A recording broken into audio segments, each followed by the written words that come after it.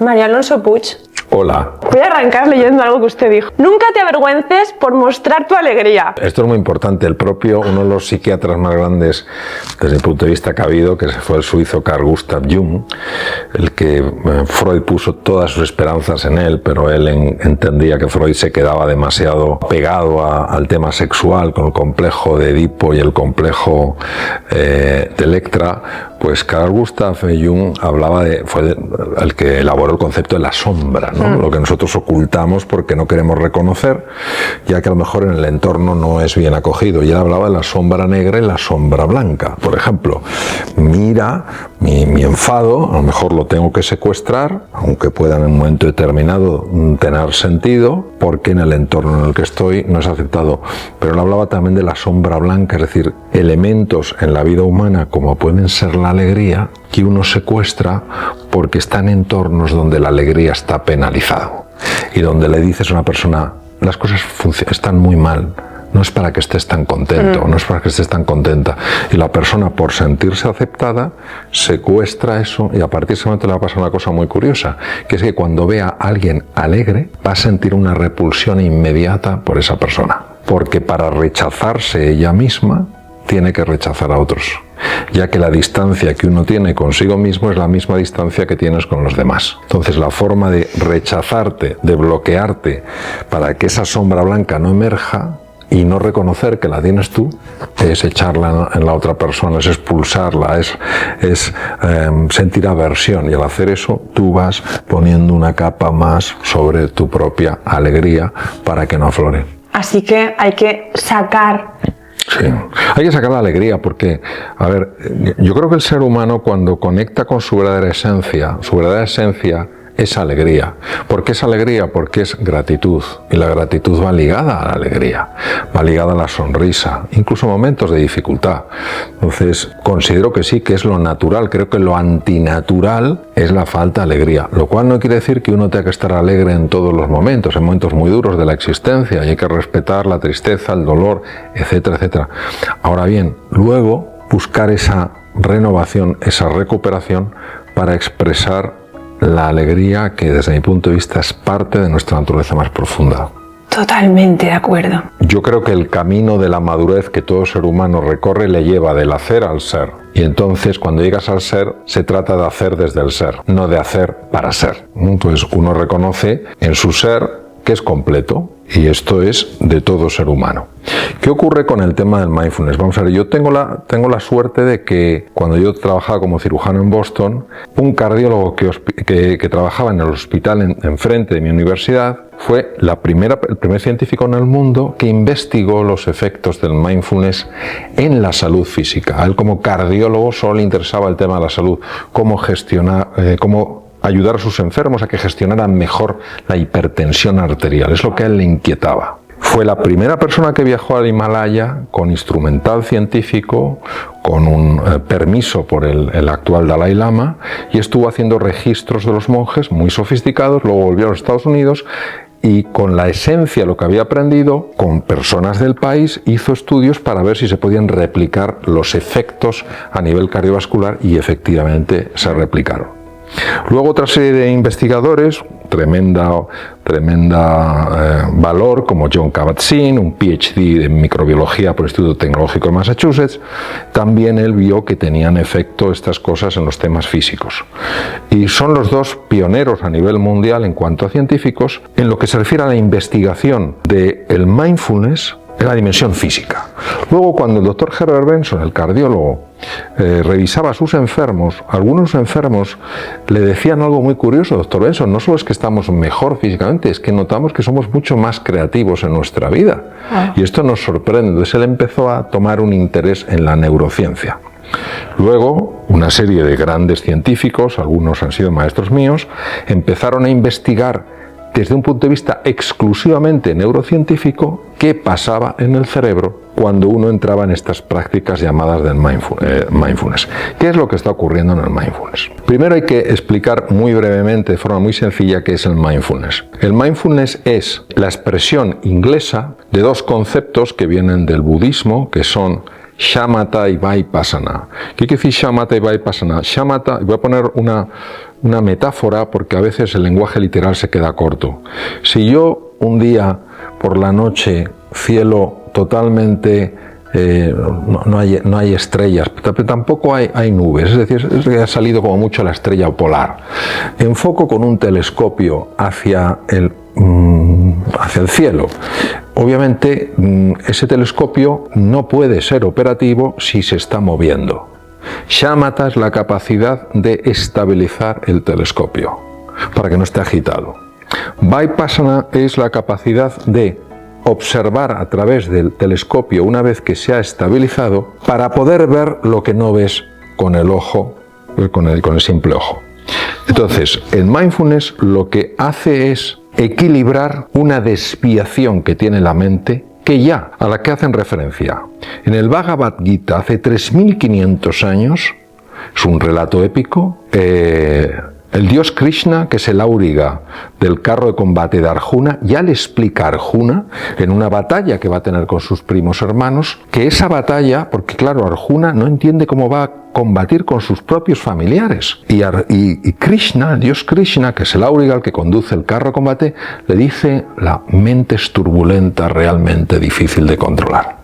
Lao Tzu, en el año 2500, hace 2500 años, Lao Tzu, creador de un libro espectacular que se llama el Tao Te Ching, dice que la mente está alterada porque está siempre en el pasado o en el futuro, y cuando vivimos en el pasado vivimos en la depresión, cuando vivimos en el futuro vivimos en la angustia. Buda, hace 2500 años, que es un contemporáneo de Lao Tzu, dice que lo que hay que hacer es arreglar la desviación de la mente. ¿Qué ocurre?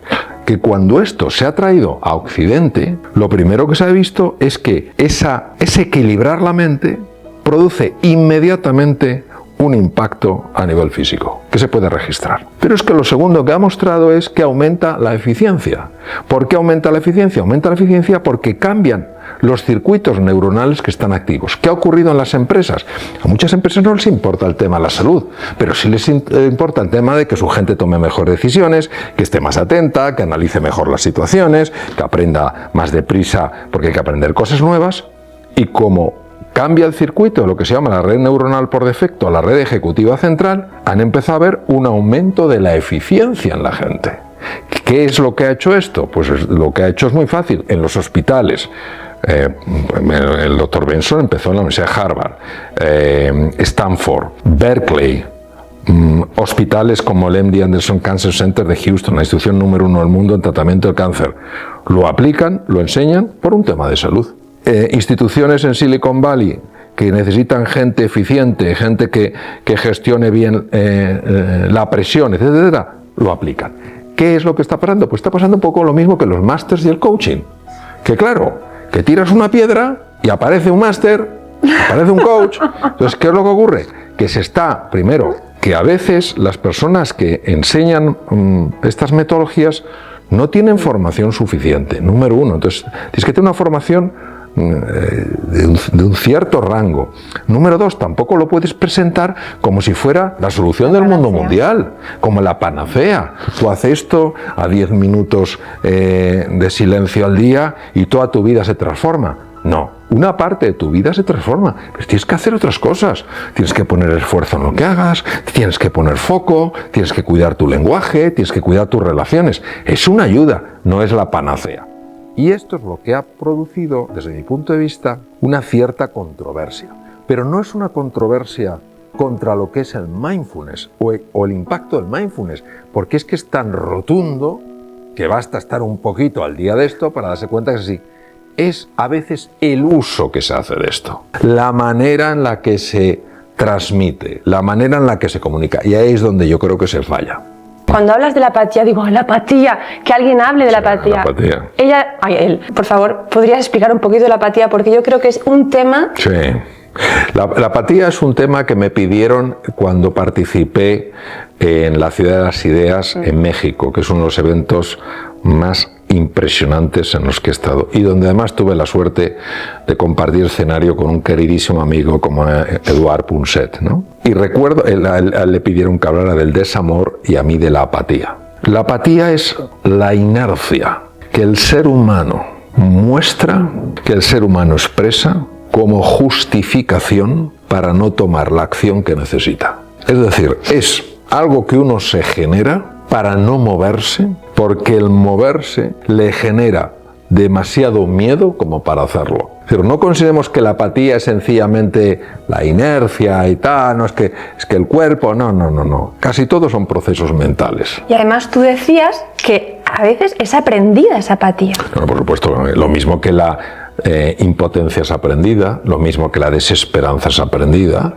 Es alucinante la cantidad de cosas que se aprenden y que luego uno integra como si fueran suyos estructuralmente y uno dice, yo soy así. Me acuerdo una vez en mi consulta cuando yo ejercía la clínica que vino un chico bastante joven y vino así como muy nervioso, ¿no? Un adolescente, y le digo, siéntate, ¿qué te pasa? Y dice, no, en realidad no me pasa nada, bueno, tengo alguna molestia en el estómago, pero es normal. El tío no paraba de hablar, pero es normal porque soy muy nervioso, todos somos muy nerviosos, en mi casa mi madre siempre ha dicho que somos muy nerviosos. Le dije, alto, me toca a mí. Digo, una cosa es que tengas nervios y otra cosa es que seas nervioso.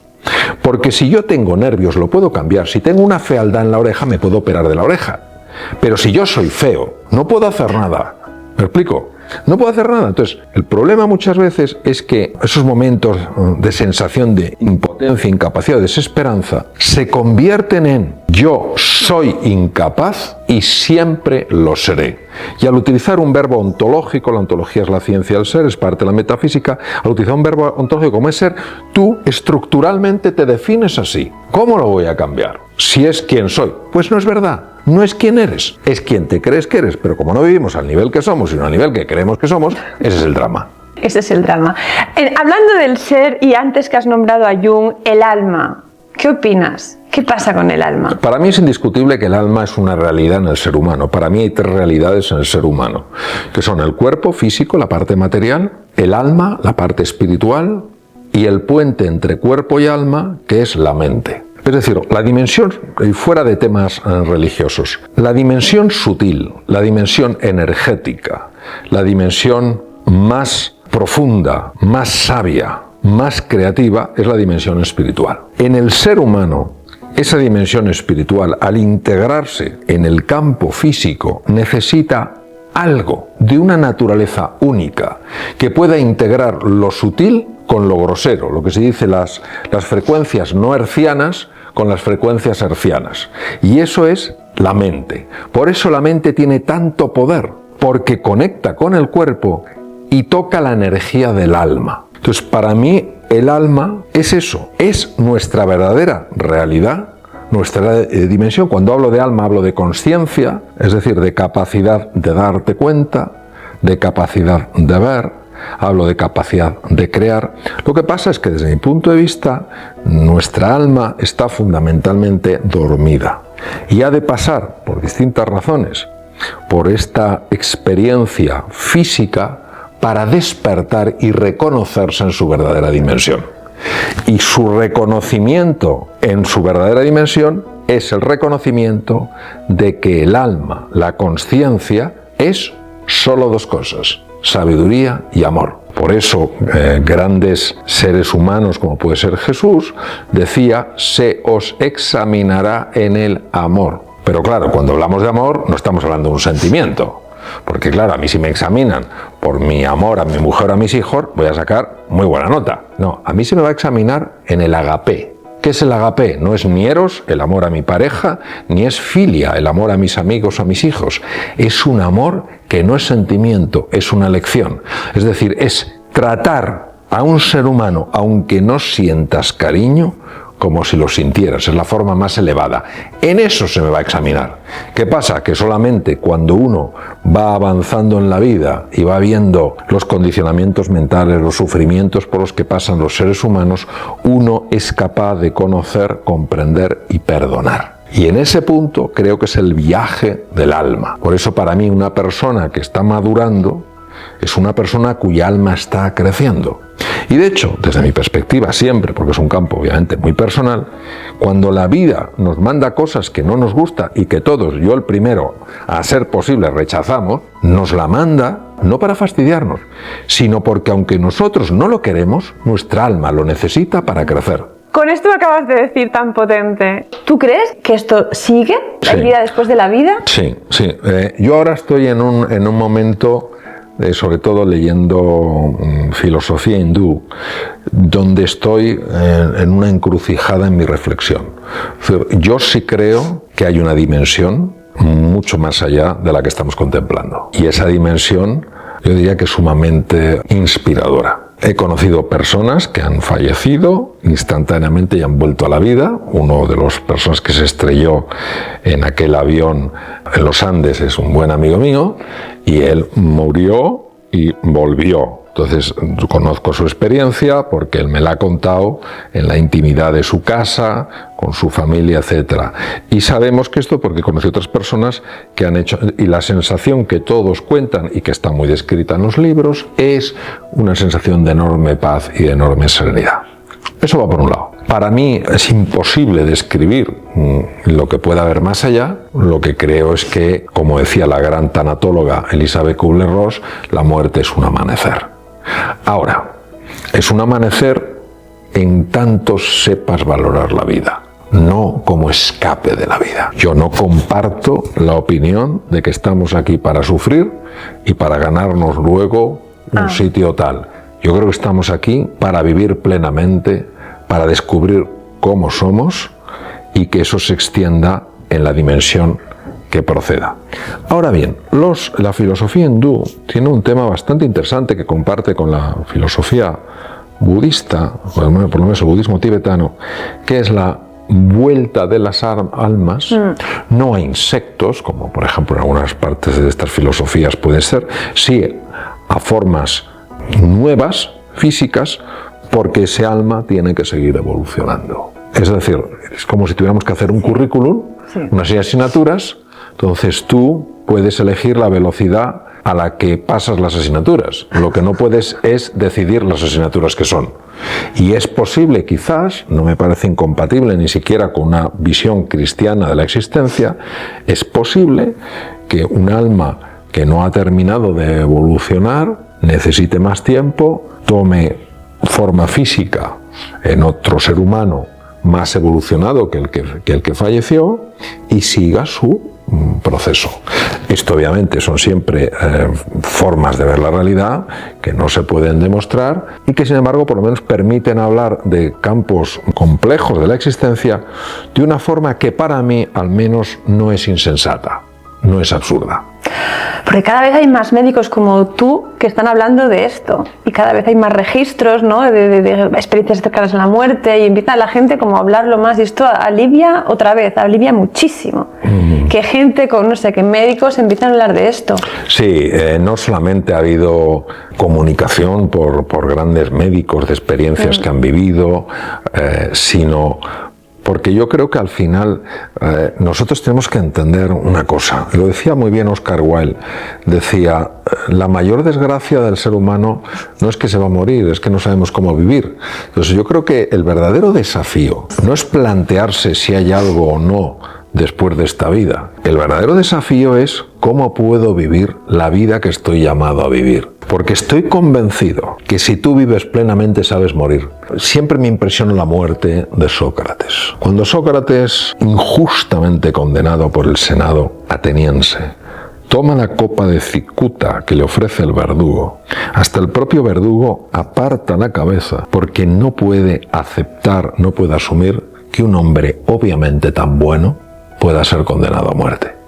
Y están todos sus discípulos llorando, y hay un cuadro precioso de David donde está hasta el propio Platón, su discípulo, digamos, más relevante. Y él hace una exhortación a la vida y a la muerte, porque de alguna manera él refleja que ha sabido cómo vivir y por tanto no teme cómo morir. Yo creo que tememos muchas veces el morir porque no sabemos vivir.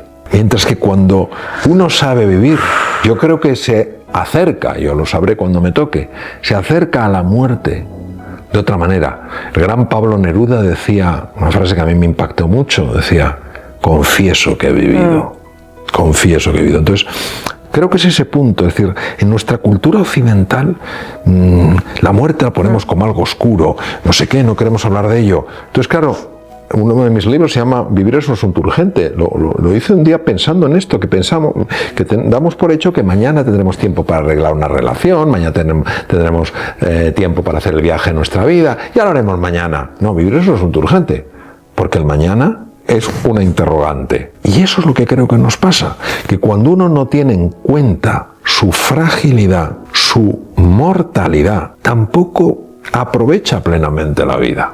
En este momento donde se habla tanto de ser independiente, autosuficiente, ¿qué piensas? Si somos seres interdependientes. Yo creo que los seres humanos quedamos atrapados en esquemas lingüísticos. Es decir, decimos lo uno o lo otro. Si eres independiente no puedes ser interdependiente, si eres interdependiente no puedes ser independiente. Yo creo que pueden ser las dos cosas. Vamos a ver, para mí la interdependencia es construirme plenamente en relación.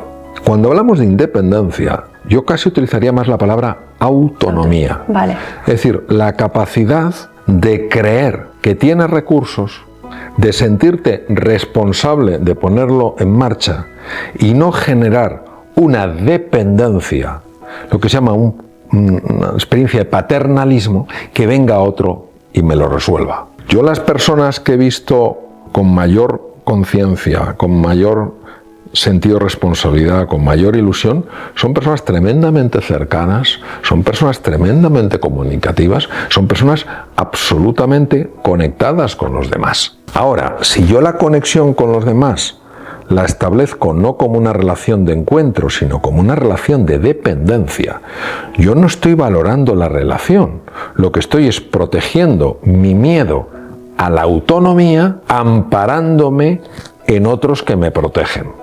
Las dos cosas las necesitamos, no son contradictorias. Mario Alonso Puig, sé que hay mucha gente que no se atreve a soñar, así que por favor, soñar, sí, de verdad, a lo grande. Y conectaros y estar muy abiertos, y eso, lo que tú has dicho, ¿no?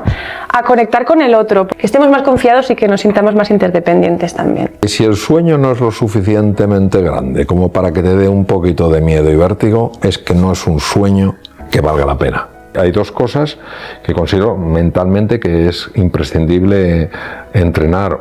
Una es la memoria y otra es la capacidad de atención. Porque la capacidad de atención, que está sobre todo localizada en lo que se llama la región dorsolateral del cerebro, es clave porque es la que donde está nuestra memoria RAM y es la que conecta todas las cosas, pasado, vivido, futuro anticipado de una manera muy muy especial, y los daños en la región dorsolateral producen enormes limitaciones a la hora de operar. Entonces, a pesar de que muchas cosas no es necesario aprenderlas de memoria, creo que es fundamental coger libros, estarse aguantando la página, la atención, entrenar la atención.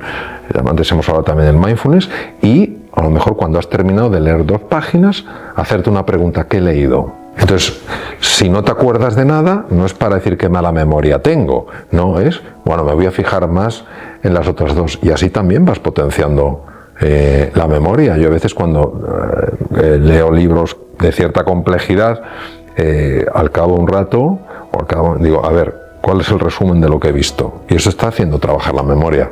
Y hice un videíto así en broma, pero claro, lo que te decía antes, hice un vídeo que era un deporte de riesgo para el crecimiento personal del que está muy de moda, y era el Simmo. Y veías a alguien así practicando el Simmo, era el Simmóvil, porque el móvil, el smartphone actualmente, ¿no crees que es un roba atención, un roba foco peligrosísimo? Vamos, de hecho, ya algunas de las empresas tecnológicas más importantes del mundo desde hace tiempo, lo sé de forma directa, están haciendo cosas incluso para prevenir a las personas de este tema. Pero no es un problema de la tecnología en sí. Yo creo que la tecnología es un inmenso avance para la humanidad, sí lo creo, tanto en la medicina como en la vida social. El tema es el uso de la tecnología. La tecnología para el ser humano tiene un atractivo brutal, es como estos chocolates maravillosos. Es muy difícil no lanzarse de cabeza a la caja, ¿sabes? Entonces pasa con la tecnología. ¿Qué ocurre? Que si yo, estos chocolates que son magníficos, me los como todos, estoy sobrecargando mi páncreas. Y mi páncreas sufre. Y si tuviera una diabetes, que afortunadamente no la tengo, pues no tendría que tomar mínimo por no decir nada. ¿Qué pasa con la tecnología? Que nos tiramos de cabeza. Entonces tenemos la tecnología cuando estamos comiendo, cuando estamos cenando, la tecnología viendo los emails a las 11 de la noche, evitando la producción de melatonina por la epífisis. Y todo eso hace daño. En lugar de estar con una cosa, estamos en 7 pantallas y genera un daño en la atención. Y ya digo que hay empresas muy conocidas a nivel mundial que son pioneros en todo tipo de tecnología, que ellos mismos están diciendo que ojo con ese uso de las tecnologías. Como el alcohol, ¿no? Para cuidado con tal, pues claro, lo mismo. Ojo, tenga usted cuidado con eso, porque sabemos que está subiendo los déficits de atención, sabemos que hay mucha información, pero cada vez hay menos comunicación, existe lo que se llama la adicción digital, y hay incluso psiquiatras que están especializándose en cómo reducir esa adicción. Entonces, no es ni mucho menos un rechazo al móvil. El móvil ha salvado muchas vidas, muchísimas vidas. No es un rechazo a los ordenadores. Los ordenadores nos permiten, como una ventana al mundo, conectar con las mejores universidades del mundo, entrar en para nada. O en medicina, el brazo robótico permite hacer cirugías con una precisión y con cero temblor. Nada de eso. Es nuestra relación con la tecnología. Es una adicción que tenemos que ser capaces de controlar y decir, si yo tengo una comida, salvo hoy, tengo un hijo enfermo y tengo que tenerlo ahí, si tengo una comida, yo estoy con la gente con la que como. Si estoy escuchando a alguien, no estoy así. Si me voy a acostar, dejo que mi cuerpo me recupere y no bloqueo un mecanismo fisiológico con la luz azul que emiten las pantallas. Y si hacemos eso, podemos disfrutar de lo uno y del otro. Si no lo hacemos, podremos disfrutar de una cosa, pero el precio que vamos a pagar es enorme.